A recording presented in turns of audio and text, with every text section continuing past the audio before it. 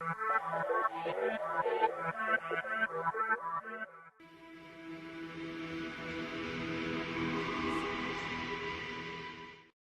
among other things, as I read the Bible, and I just find so much affirmation about the importance of almost the centrality of creativity within us as humans. That we have been created in the image of God.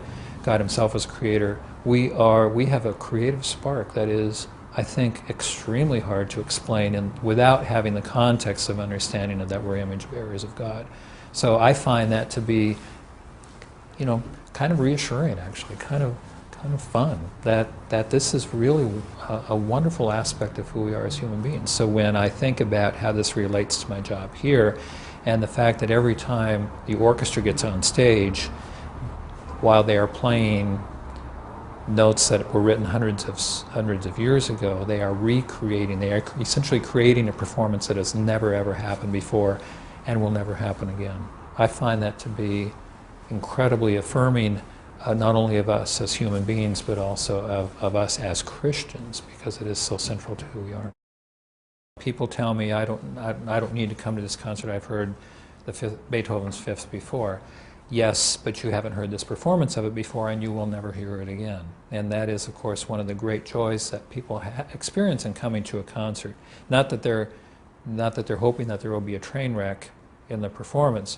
What they're realizing is that it's very much of the moment, and how they're helping to shape the kind of performance they're going to hear by how actively they're listening to it.